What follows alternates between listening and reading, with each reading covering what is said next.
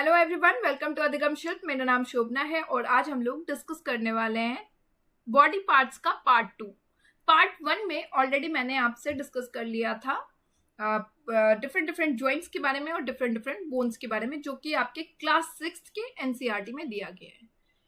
आज जो हम डिस्कस करने वाले हैं वो है मसल्स के बारे में, प्लस इसके अलावा हम डिस्कस करेंगे कुछ ऑर्गेनिजम्स जिनके बॉडी मूवमेंट्स आपके एनसीईआरटी के क्लास में दिया गया है। तो चलिए आज स्टार्ट करते हैं मसल्स यानी कि मांसपेशियों से। इसे हम हिंदी में मांसपेशियां कहते हैं। ठीक है, ये जो मांसपेशियां मसल्स होती है ये हमेशा पेयर में काम करती है। ठीक है, पेयर मतलब जोड़ों में ये काम करती है। ठीक है, जब ये जोड़ों में काम करती है तभी हमारा जो बोन्स होता है वो मूव करता है। ठीक है, अब इसमें क्या होता है कि आप इसमें जब बोन्स मसल्स जब काम करती है तो एक कॉन्ट्रैक्टर पोजीशन में आता है। कॉन्ट्रैक्टर पोजीशन में तब आता है जब आपके बोन्स जो होती है वो सेम डायरेक्शन में जाती है, जैसे कि आप इमेजेस ए में देख पा रहे हैं। तो इसमें क्या हो रहा है कि आपकी जो बोन्स होती है वो सेम डायरेक्शन में आप ले रहे हैं, खींच रहे हैं, जिसकी वजह से क्या होता है मसल्स जो आपकी है वो क्या हो रहा है, वो स्टिफ हो जा रहा है, छोटा हो रहा है, शॉर्ट हो रहा है। और इसमें क्या हो रहा है, आपका इसकी जो हाइट है वो शॉर्ट हो जा रही है, स्टिफ हो जा रही है, और इसका थिकनेस जो है वो बढ़ जा रहा है। ठीक है, जब आपने कॉन्ट्रैक्टर पोजीशंस को छोड़ दिया तो बोन्स जो होती है इसमें क्या होगा, इसमें जो मसल्स होंगी हमारी वो क्या हो जाएगी, इसकी लेंथ हमारी बढ़ जाएगी, लेंथ बढ़ जाएगी, इसकी थिकनेस आपको देखने को नहीं मिलेगी और इसकी लेंथ बढ़ जाएगी, स्टिफनेस भी इसकी देखने को आपको नहीं मिलेगी। यानी कि मसल्स जो होती है वो हमेशा वर्क करता है पेयर में। एक पेयर जब पेयर का एक पार्ट जब कॉन्ट्रैक्टर पोजीशन में आएगा यानी बोन्स उसके सेम डायरेक्शन में जब जाएंगे तो उसमें क्या होगा कि उनके मसल्स में आपको क्या नोटिस चेंजेस देखने को मिलता है कि मसल्स जो होंगी वो स्टिफ हो जाएंगी, वो छोटी हो जाएगी और थिकनेस उसकी ज्यादा हो जाएगी। फिर जब रिलैक्सिंग पोजीशंस में आएगा तो उस टाइम पे आपको मसल्स की जो लेंथ होगी वो बढ़ती नजर आएगी, जो कि आप इमेजेस बी में देख पा रहे हैं। ठीक है, सिंपल है। अब मसल्स को आप जो है नोटिस करेंगे, आप सिर्फ उसको पुल कर सकते हैं, आप उसे केवल खींच सकते हैं। ठीक है, आप उसे धक्का नहीं दे सकते हैं। ठीक है, बस इतना ही है मसल्स के बारे में, इससे ज्यादा तो कुछ एग्जाम्स में आते भी नहीं है, हमारे एनसीईआरटी में आपके इतने ही डिस्कस किए गए हैं।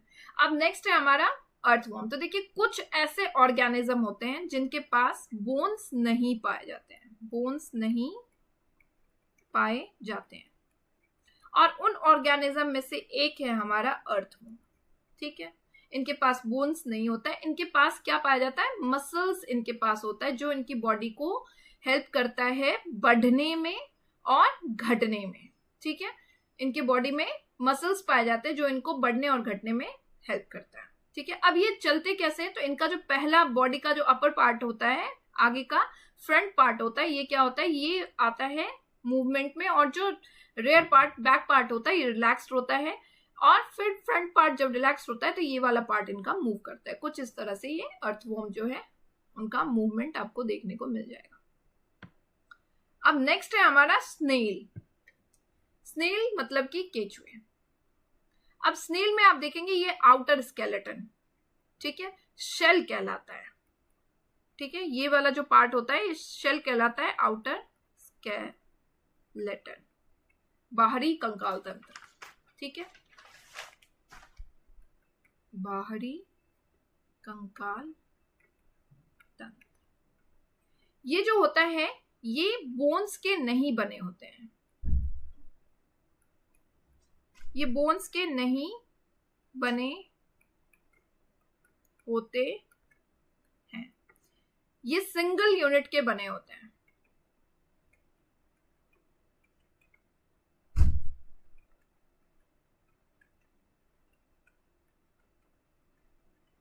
ठीक है, अब ये जो शेल होती है ये इसके मूवमेंट्स में कोई भी हेल्प नहीं करता है। शेल इन्हें मूव करने में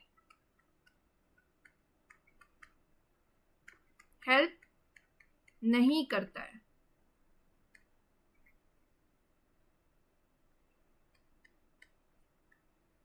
ठीक है। तो इन्हें कौन सा इनका पार्ट होता है जो इनको हेल्प करता है मूव करने में? तो इनका जो फ्लैट फुट होता है, ये वाला पार्ट जो होता है फ्लैट फुट, ये इनको जो है हेल्प करता है मूव करने में। फ्लैट फुट यानी कि चिपटा पैर, जिन्हें हम कह सकते हैं मस्कुलर फुट भी, ठीक है, मस्कुलर। ये इनके बॉडी को मूव करने में हेल्प करता है।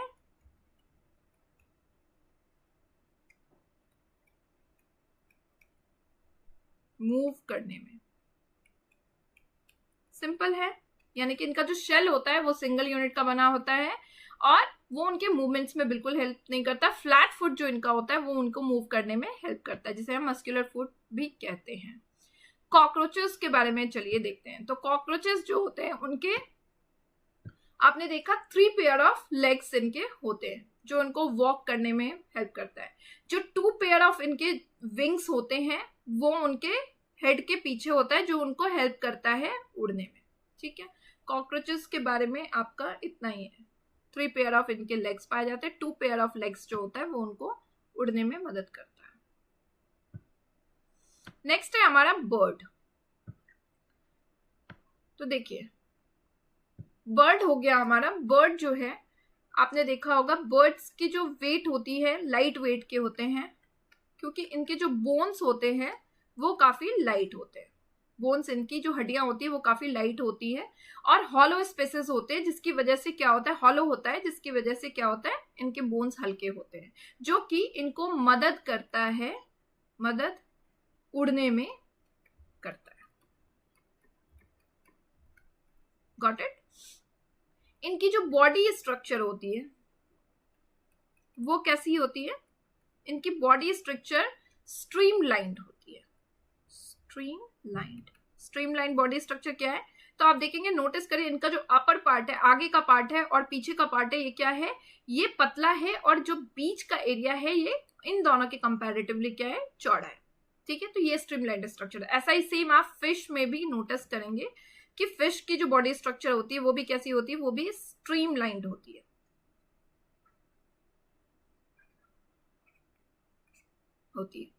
अब इनमें 2 इंपॉर्टेंट चीज है, इनमें पाया जाता है एक हिंड लिम्स यानी कि हिंद अंग, और एक पाया जाता है फोर लिम्स यानी कि अग्र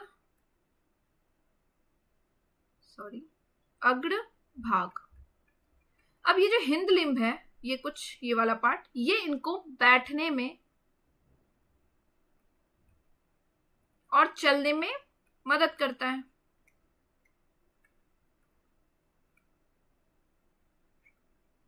राइट। और इनका जो फोर लिम्स होता है, ये वाला पार्ट, ये क्या होता है, इनको उड़ने में मदद करता है। ये इनका विंग वाला पार्ट है, उड़ने में मदद करता है। यानी आपने देखा कि इनके क्या है, इनमें पाए जाते हैं हिंद लिम्स, हिंद अंग, हिंद भाग, जो कि पीछे का पार्ट है इनका, जो कि इनको क्या करता है, चलने में और बैठने में ये इनको मदद करता है। और जो फोर लिम्स आगे का भाग होता है, ये इनको क्या होता है, उड़ने में मदद करता है, ठीक है। अब नेक्स्ट देखते हैं क्या है हमारा।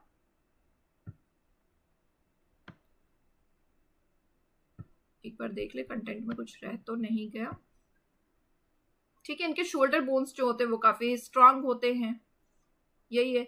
बोनी पार्ट्स होते हैं इनके फोर लिम्स, जो कि इनको विंग्स के तौर पे इनको उड़ने में मदद करता है, ठीक है। नेक्स्ट देखते हैं हमारा क्या है। नेक्स्ट है हमारा मूवमेंट इन फिश। तो देखिए फिश की जो बोनी स्ट्रक्चर है वो फिश का जो बॉडी स्ट्रक्चर है वो मैंने आपको अभी अभी बताया। फिश के जो बॉडी स्ट्रक्चर होते हैं, 1 सेकेंड,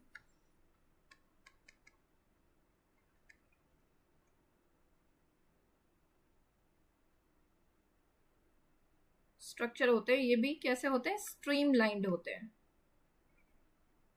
ठीक है। अब इनका जो ये वाला पार्ट होता है, ये इनको तैरने में मदद करता है। सिंपल है, फिश के बारे में तो हम बहुत टाइम से जानते ही आ रहे हैं। मूवमेंट्स इन स्नेक। तो देखिए स्नेक जो होती है, स्नेक में लॉन्ग बैकबोन पाया जाता है, सबसे ज्यादा लॉन्ग बैकबोन स्नेक में पाया जाता है। स्नेक की जो बैकबोन होती है वो काफी लंबी होती है और काफी सारे मसल्स से बने होते हैं बॉडी उनकी, ठीक है। ये जो मसल्स होती हैं ये इंटरकनेक्टेड, जुड़े होते हैं किन किन चीजों से, इनके स्किन से, इनके बैकबोन से, प्लस इनके रिब्स से, ठीक है। स्नेक जो होती है वो हमेशा लूप में चलते हैं। कैसे चलते हैं ये? हमेशा लूप में चलते हैं, ठीक है। आपने देखा होगा कुछ इस तरह से चलेंगे, फिर इनका ऐसे बॉडी पार्ट चलेगा, तो ये हमेशा जो है इनकी मूवमेंट्स कैसी होती है, लूप में ये चलते हैं, ठीक। क्लियर है ये चीज? बस इतना ही है आपका ये वाला पार्ट। आज आपका बॉडी मूवमेंट्स जो है एनिमल्स के वो खत्म हो चुके हैं। Body movements in human beings and animals जो भी है वो आपका खत्म हो चुका है। एनसीईआरटी के जो पीवाईक्यूज, सॉरी सीटेट के जो पीवाईक्यूज हैं वो भी बहुत जल्दी मैं रिवीजन सीरीज में एक स्टार्ट करने वाली हूँ, जिससे कि आपका रिवीजन जिन जिन चैप्टर्स हमने कवर कर लिया उनके रिवीजन हमारे होते रहेंगे। वीडियोस अगर अच्छे लगते हैं तो उसे प्लीज लाइक, शेयर और सब्सक्राइब जरूर करिए। मिलते हैं नेक्स्ट सेशन में नेक्स्ट वीडियोस के साथ में, तब तक के लिए बाय बाय एंड टेक